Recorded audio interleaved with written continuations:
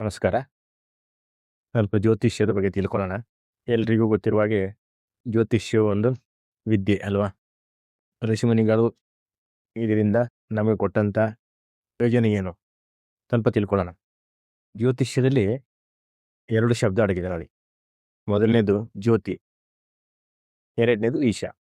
ಜ್ಯೋತಿ ಅಂದರೆ ಆತ್ಮ, ಈಶ ಅಂದರೆ ಪರಮಾತ್ಮ. ಜ್ಯೋತಿಷ್ಯವು ಒಂದು ಪರಮಾತ್ಮನೆಡೆಗೆ ಕರ್ಕೊಂಡು ಹೋಗುವಂಥ ಒಂದು ಮಾರ್ಗವೂ ಆಗಿದೆ. ಹೇಗೆ ಜೀವನದಲ್ಲಿ ಜನುಮ ಹಾಗೂ ಮೋಕ್ಷ ನಮ್ಮ ಜೀವನದಲ್ಲಿ ತುಂಬ ಥರದ ಹದ್ದನ್ನು ಪಾರು ಮಾಡ್ತಾ ಇರ್ತೀವಿ, ಹೌದಾ? ಬೇರೆ ಬೇರೆ ಸ್ಟೇಜನ್ನು ಪಾರು ಮಾಡ್ತಾ ಇರ್ತೀವಿ. ಬಾಲ್ಯದಿಂದ ಯೌವನದಿಂದ ವೃದ್ಧಾಪ್ಯ, ಹೀಗೆ ಬೇರೆ ಬೇರೆ ಸ್ಟೇಜನ್ನು ಕವರ್ ಮಾಡ್ತಾ ಇರ್ತೀವಿ. ಆತ್ಮನನ್ನು ಪರಮಾತ್ಮನೆಡೆಗೆ ಕರ್ಕೊಂಡು ಹೋಗುವಂಥ ಒಂದು ಮಾರ್ಗದಲ್ಲಿ ನಮ್ಮನ್ನು ಪರಿಪೂರ್ಣವನ್ನಾಗಿ ಮಾಡ್ತಾ ಇದೆ. ಹಾಗಾದರೆ ಈ ಜ್ಯೋತಿಷ್ಯವು ಒಂದು ನಮ್ಮ ಜೀವನದಲ್ಲಿ ಮೋಕ್ಷ ಪಡ್ಕೊಳ್ಳುವಂಥ ಒಂದು ಮಾರ್ಗದ ಒಂದು ಹಾದಿ ಅಂತ ಹೇಳ್ಬೋದು. ಜ್ಯೋತಿಷ್ಯದಲ್ಲಿ 12 ಮನೆ, 12 ರಾಶಿ, 9 ಗ್ರಹಗಳು ಹಾಗೂ 27 ನಕ್ಷತ್ರಗಳು, ಇಷ್ಟೂ ಕೂಡ ಎಲ್ಲವೂ ಸೇರಿ ನಮ್ಮ ಮೇಲೆ ಪ್ರಭಾವವನ್ನು ಬೀಳುತ್ತವೆ. ಅದು ಹೇಗೆ ಏನು ಅಂತೇಳಿ ಮುಂದೆ ತಿಳ್ಕೊಳ್ಳೋ. ನೋಡಿ, ಎಲ್ರಿಗೂ ಗೊತ್ತಿದೆ ಕುಂಡಲಿ ಅಥವಾ ಜಾತಕ ಅಂತ ಹೇಳ್ತೀವಿ ನಾವು, ಹೌದಾ? ಇದೊಂದು ದಕ್ಷಿಣ ಭಾರತದ ಕುಂಡಲಿ. ಇದರಲ್ಲಿ ನೋಡಿ, ಮೊದಲನೇ ಮನೆ ಹೋಗಿಲ್ಲಿದೆ ನೋಡಿ, ಫಸ್ಟ್ ಹೌಸ್. ಹಾಗೆ ಕ್ಲಾಕ್ ವೈಸ್ ಹೇಗೆ ಗಡಿಯಾರ ತಿರುಗುತ್ತದೆ ಹಾಗೆ 1, 2, 3, 4, 5, 6, 7, 8, 9, 10, 11, 12. ಈ 12 ಮನೆಯನ್ನ ಒಂದು ಜಾತಕದಲ್ಲಿ ಅಥವಾ ಒಂದು ಕುಂಡಲಿಯಲ್ಲಿ ಇಟ್ಟಿದ್ದಾರೆ. ಯಾಕೆಂದ್ರೆ ಈ ಭೂಮಿಯು 360 ಡಿಗ್ರಿ ಸುತ್ತಳತೆ ಇದೆ. ಆ 360 ಡಿಗ್ರಿ ಸುತ್ತಳತೆಯನ್ನ ಚೌಕವಾಗಿ ನಮಗೆ ಅರ್ಥ ಮಾಡಿಕೊಳ್ಳಿಕ್ಕೆ ಸರಿಯಾಗಿ ಋಷಿಮುನಿಗಳು ಇದನ್ನು ತಯಾರಿಸಿದ್ದಾರೆ. ಹಾಗೆ ಉತ್ತರ ಭಾರತದಲ್ಲಿ ನೋಡಿದರೆ, ಇಲ್ಲಿ ನೋಡಿ, ಮೊದಲನೇ ಮನೆ ಇಲ್ಲಿ ಆಂಟಿ ಕ್ಲಾಕ್ ವೈಸ್ ಗಡಿಯಾರದ ಉಲ್ಟಾ. 2ನೇ ಮನೆ, 3ನೇ ಮನೆ, 4ನೇ ಮನೆ, 5ನೇ ಮನೆ, 6ನೇ ಮನೆ, 7ನೇ ಮನೆ, 8ನೇ ಮನೆ, 9ನೇ ಮನೆ, 10ನೇ ಮನೆ, 11ನೇ ಮನೆ, 12ನೇ ಮನೆ. ಇದು ಉತ್ತರ ಭಾರತದ ಒಂದು ಕುಂಡಲಿಯ ವಿಧಿ ಅಥವಾ ನಕ್ಷೆ. ಇಲ್ಲಿ ಮೊದಲನೇ ಮನೆ ನಮ್ಮ ಪರ್ಸನಾಲಿಟಿ, ನಮ್ಮ ಆರೋಗ್ಯ, ನಮ್ಮ ಆಲೋಚನೆಗಳು ಹಾಗೂ ನಮ್ಮ ಸುತ್ತಮುತ್ತಲಿನ ಆರಾ ವೈಬ್ರೇಷನ್ ಇದನ್ನು ಪ್ರತಿನಿಧಿಸುತ್ತದೆ. ಹಾಗೆ 2ನೇ ಮನೆ ಬಂದಾಗ ನಮ್ಮ ಹತ್ರ ಇರುವಂಥ ಹಣ, ನಮ್ಮ ಹತ್ರ ಇರುವಂಥ ಆಸ್ತಿ, ಮಾತನಾಡುವಂಥ ರೀತಿ ನೀತಿ ಹಾಗೂ ನಾವು ತಿನ್ನುವಂಥ ಆಹಾರ ಇದನ್ನು ಪ್ರತಿನಿಧಿಸುತ್ತದೆ. ಹಾಗೆ 3ನೇ ಮನೆ ಬಂದಾಗ ನಾವು ಮಾಡುವಂಥ ಕೆಲಸ, ಮಾರ್ಕೆಟಿಂಗು, ಕಮ್ಯುನಿಕೇಷನ್, ನಮ್ಮ ರೀತಿ ಅಥವಾ ಸಂಭಾಷಣೆ ಅಂತ ಹೇಳ್ಬೋದು, franchise, social media, online business, short travel, ಮನೆಯಿಂದ ಕೆಲಸದ ಕಡೆಗೆ ಅಥವಾ ಕೆಲಸದಿಂದ ಮನೆಯ ಕಡೆಗೆ ದಿನಾಲು ಓಡಾಟ ಮಾಡ್ತೀವಲ್ಲ, ಅದು ಕೂಡ 3ನೇ ಮನೆಯನ್ನು ತೋರಿಸ್ತೇವೆ. 4ನೇ ಮನೆಯಲ್ಲಿ ನಮ್ಮ ಫ್ಯಾಮಿಲಿ ಎನ್ವೈರ್ಮೆಂಟ್, ನಮ್ಮ ಫ್ಯಾಮಿಲಿಯ ವಾತಾವರಣ, ಮನೆಯ ವಾತಾವರಣ, ಲಕ್ಸುರಿ ಆ್ಯಂಡ್ ಕಂಫರ್ಟ್, ಪ್ರಾಪರ್ಟಿ ಮತ್ತು ವೆಹಿಕಲ್ ಇದನ್ನೆಲ್ಲ ಪ್ರತಿನಿಧಿಸ್ತದೆ. ಹಾಗೆ 5ನೇ ಮನೆ ನಮ್ಮ ಪೂರ್ವಜನ್ಮ, ನಮ್ಮ ಎಜುಕೇಷನ್, ವಿದ್ಯಾಭ್ಯಾಸ, ರೊಮ್ಯಾನ್ಸ್, ನಮ್ಮ ಅಭ್ಯಾಸಗಳು, ಸ್ಪೋರ್ಟ್ಸ್, ಆರ್ಟ್ ಮತ್ತು ಕ್ರಿಯೇಟಿವ್ ಸ್ಕಿಲ್ಸ್ಗಳು ಇದನ್ನು ಪ್ರತಿನಿಧಿಸುತ್ತದೆ. ಹಾಗೆ 6ನೇ ಮನೆ ಕೆಲಸ ಹಾಗೂ ರೋಗಗಳು, ನಮ್ಮ ಸಾಲಗಳು, ನಮ್ಮ ವೈರಿಗಳು, ನಾವು ಮಾಡುವಂಥ ಚಾರಿಟಿ, ನಮ್ಮ ಮನೆಯಲ್ಲಿ ಸಾಕು ಪ್ರಾಣಿಗಳು, ಕೆಲಸ ಆಳುಗಳು ಇವರನ್ನು ಪ್ರತಿನಿಧಿಸುತ್ತೆ. ಹಾಗೆ 7ನೇ ಮನೆ ಮದುವೆ, ಬಿಸ್ನೆಸ್, ಪಾರ್ಟ್ನರ್ಶಿಪ್, ಪಬ್ಲಿಕ್ ಸ್ಟೇಟಸ್, ಜನರೊಟ್ಟಿಗಿನ ಒಡನಾಟ. 8ನೇ ಮನೆ ಸಡನ್ ಗೇನ್, ಅಚಾನಕ್ಕಾಗಿ ಸಿಗುವಂಥದ್ದು ಅಥವಾ ಲಾಸ್ ಆಗುವಂಥದ್ದು, ಲಾಟ್ರಿ, ಮ್ಯಾನುಫ್ಯಾಕ್ಚರಿಂಗ್ ಏರಿಯಾಗಳು ಹಾಗೂ ಸರ್ಜರಿ, ಟ್ಯಾಕ್ಸೇಷನ್, ನಾವೇನು ಟ್ಯಾಕ್ಸ್ ಎಲ್ಲ ಕಟ್ತೀವಿ ಅದನ್ನು, ಹಾಗೂ ಅಕಲ್ಟ್ ಆಸ್ಟ್ರಾಲಜಿ, ಡೆತ್, ನಮ್ಮ ಸಾವು ಇದನ್ನು ಕೂಡ 8ನೇ ಮನೆ ಹೇಳುತ್ತದೆ. 9ನೇ ಮನೆ ನಮ್ಮ ಭಾಗ್ಯ, ಲಕ್, ಟೀಚರ್, ಬಾಸ್, ಗುರುಗಳು, ಹೈಯರ್ ಎಜುಕೇಷನ್, ನಮ್ಮ ಧರ್ಮ, ಲಾಂಗ್ ಟ್ರಾವೆಲ್, 2-3 ದಿನಕ್ಕೆ ಲಾಂಗ್ ಆಗಿ ಹೋಗ್ತೀವಲ್ಲ ಅದು ಲಾಂಗ್ ಟ್ರಾವೆಲ್, ಅದು 9ನೇ ಮನೆ ಪ್ರತಿನಿಧಿಸುತ್ತದೆ. ಹಾಗೆ 10ನೇ ಮನೆ ನಮ್ಮ ಕರ್ಮ, ನಮ್ಮ ಸ್ಟೈಲ್ ಆಫ್ ವರ್ಕಿಂಗ್, ನಾವು ಮಾಡುವಂಥ ಕೆಲಸದ ರೀತಿ ನೀತಿ, ಪಬ್ಲಿಕ್ ಇಮೇಜ್, ಮತ್ತು ಸೋಷಲ್ ಸ್ಟೇಟಸ್ ಇವು 10ನೇ ಮನೆ ತೋರಿಸ್ಕೊಡ್ತದೆ. 11ನೇ ಮನೆ ನಮ್ಮ ಬೇಕು ಬೇಡಗಳು, ನಮ್ಮ ಆಸೆ ಆಕಾಂಕ್ಷೆಗಳು, ಪ್ರಾಫಿಟ್ ಮತ್ತು ಗೇನ್, ಆಮೇಲೆ ಗ್ರೀಡ್ ಹೊಟ್ಟೆಗಿಚ್ಚು ಅಥವಾ ನಮಗೆ ಸಿಗುವಂಥ ಅಚೀವ್ಮೆಂಟ್ಸ್ ಇವೆಲ್ಲ 11ನೇ ಮನೆ ತೋರಿಸ್ತವೆ. 12ನೇ ಮನೆ salvation, jail, hospital, foreign expenditure, meditation ಹಾಗೂ ನಾವು ಮಾಡುವಂಥ ಇನ್ವೆಸ್ಟ್ಮೆಂಟ್ ಇವು 12ನೇ ಮನೆ ತೋರಿಸ್ತದೆ. ಹೀಗೆ 12 ಮನೆಗಳು ಪ್ರತಿಯೊಂದು ಮನೆಯ ನಮ್ಮ ಜೀವನದಿಂದ ಪ್ರತಿಯೊಂದು ಉದ್ದೇಶಗಳು ಅಥವಾ ಕೆಲಸ ಕಾರ್ಯಗಳು ಇವೆಲ್ಲವನ್ನು ತೋರಿಸ್ತವೆ. ನೆಕ್ಸ್ಟ್ ಗ್ರಹಗಳ ಬಗ್ಗೆ ತಿಳ್ಕೊಳ್ಳೋಣ. ನೋಡಿ, ಸೂರ್ಯನ ಸುತ್ತ ಎಲ್ಲ ಗ್ರಹಗಳನ್ನು ತಿರುಗ್ತಾ ಇರ್ತವೆ. ಸೂರ್ಯನನ್ನು ಸೇರಿಸಿ 10 ಗ್ರಹಗಳನ್ನು ತೋರಿಸ್ತದೆ. ಅದರಲ್ಲಿ ಮುಖ್ಯವಾಗಿ 7 ಯಾವುದೇ ಸೂರ್ಯ, ಬುಧ, ಶುಕ್ರ, ಮಂಗಳ, ಗುರು, ಶನಿ, ಇನ್ನೆರಡು ಯುರೇನಸ್ ಮತ್ತು ನೆಪ್ಚೂನ್. ಆರೋಗ್ಯಕ್ಕೆ ಸಂಬಂಧಪಟ್ಟರೆ ಇವು 2 ತುಂಬಾ ಕೆಲಸ ಮಾಡ್ತವೆ. ಸೂರ್ಯನ ಸುತ್ತ ಈ 8 ಗ್ರಹಗಳು ಸುತ್ತಾ ಇರ್ತವೆ ರಾಹುಕೇತುವನ್ನು ಸೇರಿ. ಹಾಗೆ ಬರ್ತಾ ಮನೆ ಆಯಿತು. ಪ್ರತಿಯೊಂದು 12 ಮನೆಯಲ್ಲಿ 12 ರಾಶಿಗಳಿಗೆ, ಮೊದಲನೇದು ಮೇಷರಾಶಿ, 2ನೇದು ವೃಷಭ, 3ನೇದು ಮಿಥುನ, 4ನೇದು ಕರ್ಕಾಟಕ, 5ನೇದು ಸಿಂಹ, 6ನೇದು ಕನ್ಯಾ, 7ನೇದು ತುಲಾ, 8ನೇದು ವೃಶ್ಚಿಕ, 9ನೇದು ಧನುರಾಶಿ, 10ನೇದು ಮಕರ, 11ನೇದು ಕುಂಭ, ಹಾಗೆ 12ನೇದು ಮೀನರಾಶಿ. ಹೀಗೆ 1ರಿಂದ ಹಿಡ್ಕೊಂಡು 12 ಮನೆಗೆ 12 ರಾಶಿಗಳು ಪ್ರತಿಯೊಂದು ಮನೆಯನ್ನ ಪ್ರತಿನಿಧಿಸಿತು.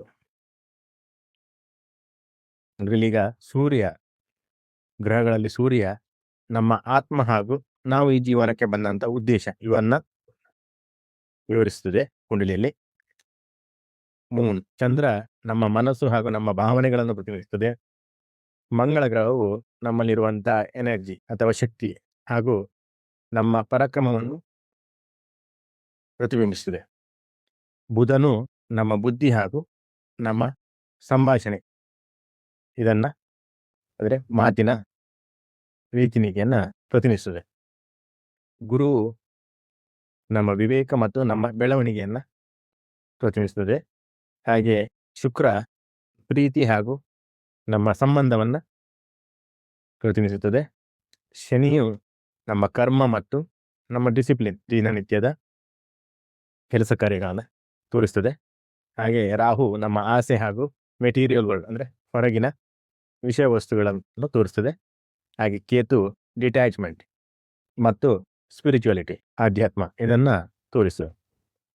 ಕನ್ನಡದಲ್ಲಿ ಬರೆದಿದೆ ನೋಡಿ. ಬುಧ ಇದನ್ನು ಪೃಥ್ವಿ ತತ್ವ, ನಮ್ಮ ಬುದ್ಧಿ, ನಮ್ಮ ವಾಣಿ, ನಮ್ಮ ವ್ಯಾಪಾರ, ನಮ್ಮ ಸ್ಥೈರ್ಯ ಇವನ್ನ ಸಂಬಂಧಿಸಿದ ವಿಷಯಗಳಿಗೆ ಇದು ಪೂರಕವಾಗಿರ್ತದೆ ಅಥವಾ ಕಾರಕವಾಗಿರ್ತದೆ ಅಂತ ಹೇಳ್ಬೋದು. ಶುಕ್ರ ಜಲತತ್ವ, ಇದು ನಮ್ಮಲ್ಲಿರುವಂತಹ ಆಸೆ ಆಕಾಂಕ್ಷೆ ಕಾಮನೆಗಳು, ಸೌಖ್ಯ, ಕಲೆ, ಸಮೃದ್ಧಿ ಇದನ್ನು ಪ್ರತಿನಿಧಿಸುತ್ತದೆ. ಹಾಗೆ ಚಂದ್ರ ಜಲತತ್ವ, ಮನಸ್ಸು, ಸ್ವಭಾವ, ವಾತ್ಸಲ್ಯ, ಔಷಧ. ಹಾಗೂ ಮಂಗಳ ಅಗ್ನಿತತ್ವ, ನಮ್ಮ ಪರಾಕ್ರಮ, ನಮ್ಮ ಶೌರ್ಯ, ನಮ್ಮ ನೇತೃತ್ವ, ನಮ್ಮ ಉದ್ಯೋಗ ಇದನ್ನ ಪ್ರತಿನಿಧಿಸುತ್ತದೆ.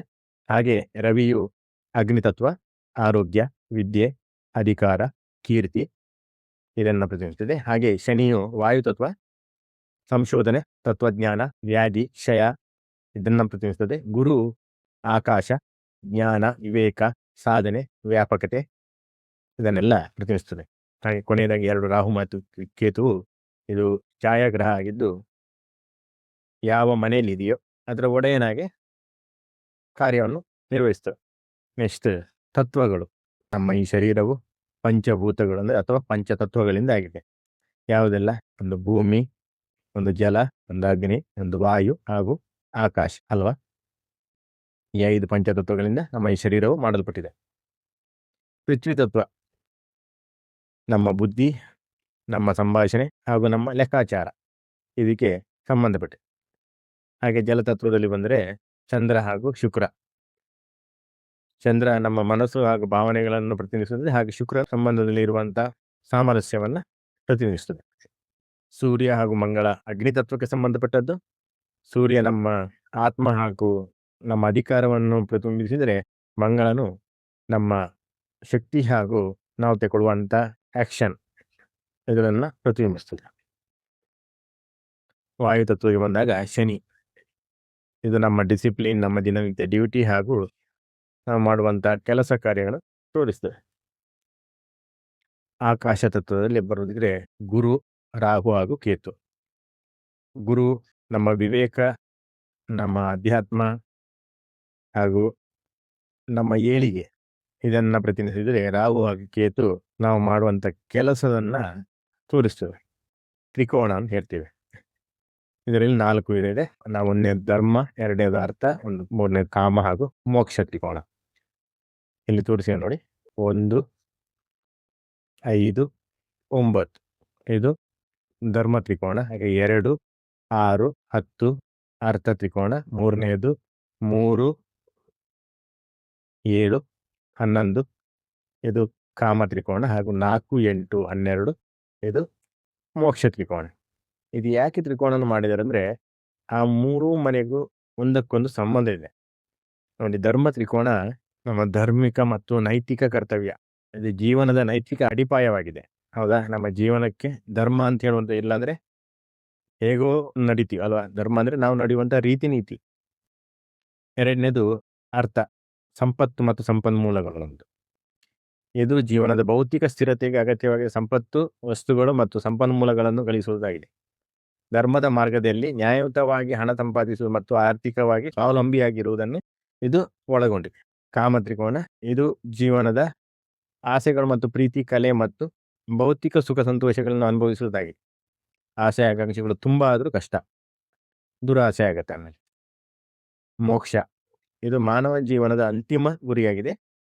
ಹಾಗೆ ಜನನ ಮತ್ತು ಮರಣ ಚಕ್ರದಿಂದ ಸಂಸಾರ ಬಿಡುಗಡೆ ಹೊಂದಿ ಪರಮ ಶಾಂತಿ ಎಲ್ಲಿದೆ? ಇದು ಶಾಂತಿಧಾಮ, ಪರಮಾತ್ಮನೊಂದಿಗೆ ಇದ್ದಾಗ ಪರಮ ಶಾಂತಿಯನ್ನು ಅನುಭವಿಸ್ತೀವಿ ಅಲ್ವಾ?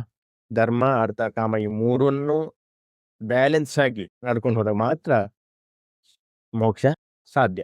ನೆಕ್ಸ್ಟ್ ಬರೋದಿದ್ರೆ ನಕ್ಷತ್ರಗಳು. 27 ನಕ್ಷತ್ರಗಳಿವೆ. ಅಶ್ವಿನಿ, ಭರಣಿ, ಕೃತಿಕಾ, ರೋಹಿಣಿ, ಮೃಗಶಿರ, ಆದ್ರ, ಪುನರ್ವಸು, ಪುಷ್ಯ, ಆಶ್ಲೇಷ, ಮಗ, ಉಬ್ಬ ನಕ್ಷತ್ರ, ಉತ್ತರ ಫಾಲ್ಗುಣಿ, ಹಸ್ತ, ಚಿತ್ರ ನಕ್ಷತ್ರ, ಸ್ವಾತಿ, ವಿಶಾಖ, ಅನುರಾಧ, ಜ್ಯೇಷ್ಠ, ಮೂಲ, ಪೂರ್ವಾಷಾಢ, ಉತ್ತರಾಷಾಢ, ಶ್ರವಣ, ಧನಿಷ್ಠ, ಶತಭಿಷ, ಪೂರ್ವಭದ್ರ, ಉತ್ತರಭದ್ರ, ರೇವತಿ. ನವತಾರ ಚಕ್ರದಲ್ಲಿ 9 ಬೇರೆ ಬೇರೆ ತಾರಗಳಲ್ಲಿ ವಿಂಗಡಣೆ ಮಾಡಿ ಹೇಳಲಾಗಿದೆ. ಮೊದಲನೇದು ಜನ್ಮ, ನಾವು ಜನ್ಮಕ್ಕೆ ಬಂದಾಗಿದ್ದಂತಹ ನಕ್ಷತ್ರ ಯಾವುದು? 2ನೇದು ಸಂಪತ್ತು, 3ನೇದು ವಿಪತ್ತು, 4ನೇದು ಶ್ರಮ, 5ನೇದು ಪ್ರತ್ಯಾರಿ, 6ನೇದು ಸಾಧಕ್, 7ನೇದು ವಧ, 8ನೇದು ಮಿತ್ರ, 9ನೇದು ಅತಿ ಮಿತ್ರ. ಈ ಯಾವುದೇ ನಕ್ಷತ್ರ, ಯಾವುದೇ ಗ್ರಹಗಳನ್ನ ನಡೆಸುವಾಗ ನಮ್ಮ ಜೀವನದಲ್ಲಿ ಏರುಪೇರು ಆಗತ್ತೆ.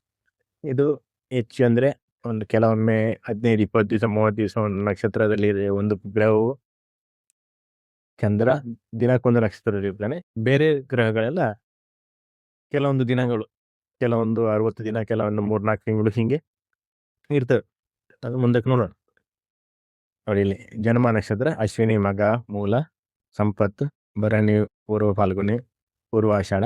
ಹೀಗೆ ನಮ್ಮ ಜೀವನದಲ್ಲಿ ಈ ನಕ್ಷತ್ರಕ್ಕೆ ಬಂದಾಗ ನಮ್ಮ ಜೀವನದಲ್ಲಿ ಹೆಚ್ಚು ಕಡಿಮೆ ಅಥವಾ ಒಳ್ಳೆಯದು ಕೆಡುಕು ಆಗುವಂಥದ್ದೆಲ್ಲ ಈ ನಕ್ಷತ್ರಗಳ ಮೇಲೆ ಮುಂದೆ ತಿಳ್ಕೊಳ್ಳೋಣ. ಅದನ್ನ ಏನಂತೇಳಿ. ಭೂಮಿಯಲ್ಲಿ 12 ರಾಶಿಗಳು, 27 ನಕ್ಷತ್ರಗಳು, ಇವೆಲ್ಲವೂ ನಾವು ಮಧ್ಯದಲ್ಲಿದ್ದೇವೆ. ನಮ್ಮ ಮೇಲೆ ಪ್ರಭಾವವನ್ನು ಬೀರಿಕೊಂಡು ನಮ್ಮ ಜೀವನದಲ್ಲಿ ಬೇರೆ ಬೇರೆ ಪರಿಸ್ಥಿತಿಗಳನ್ನ ತಂದೊಡ್ತವೆ. ಆ ಪರಿಸ್ಥಿತಿಗಳನ್ನ ಹೇಗೆ ಎದುರಿಸ್ತೇವೆ ಅಥವಾ ಹೇಗೆ ಎದುರಿಸುವಂಥದ್ದು ಅಂತ ಹೇಳುವಂಥದ್ದು ನಮಗೆ ಬಿಟ್ಟದ್ದು. ಒಳ್ಳೆ ರೀತಿಯಲ್ಲಿ ಎದುರಿಸಿದರೆ ಒಳ್ಳೆಯ ಪರಿಣಾಮ ಬರ್ತದೆ, ಕೆಟ್ಟ ರೀತಿಯಲ್ಲಿ ಎದುರಿಸಿದ್ರೆ ಕೆಟ್ಟ ಪರಿಣಾಮ ಬೀಳುತ್ತದೆ. 12 ರಾಶಿಗಳು, 27 ನಕ್ಷತ್ರಗಳು. ಆ ನಕ್ಷತ್ರಗಳನ್ನು ಮತ್ತು ಪುನಃ 4 ಪದಗಳು ಅವಾಗ ಹೇಳಿದೇವಲ್ಲ, 4 ಪದಗಳಲ್ಲಿ ಅದನ್ನು ವಿಂಗಡಣೆ ಮಾಡಿದ್ದಾರೆ. ಹಾಗೆ ಇದೆಲ್ಲವೂ ದಿನನಿತ್ಯ ಚೇಂಜ್ ಆದಾಗ ನಮ್ಮ ಮೇಲಿನ ಪರಿಸ್ಥಿತಿಗಳು ಬೇರೆ ಬೇರೆ ರೀತಿಯಲ್ಲಿ ಬಂದು ನಮ್ಮಲ್ಲಿ ಹೆಚ್ಚು ಕಡಿಮೆ ಆಗುವಂಥದ್ದು ಈ ನಕ್ಷತ್ರಗಳ ಪದಗಳೇ ಕಾರಣ. ಇದನ್ನೆಲ್ಲ ಯಾವಾಗ ಬ್ಯಾಲೆನ್ಸ್ ಮಾಡ್ಲಿಕ್ಕೆ ನಾವು ಕಲಿತೀವೋ ಆಗ ನಮ್ಮ ಜೀವನವು ಸುಗಮವಾಗಿ ನಡೀತದೆ. ಅದು ಹೇಗೆ ಏನು ಅಂತ ಮುಂದಿನ ವಿಡಿಯೋಗಳಲ್ಲಿ ತಿಳ್ಕೊಳ್ಳೋಣ. Thank you.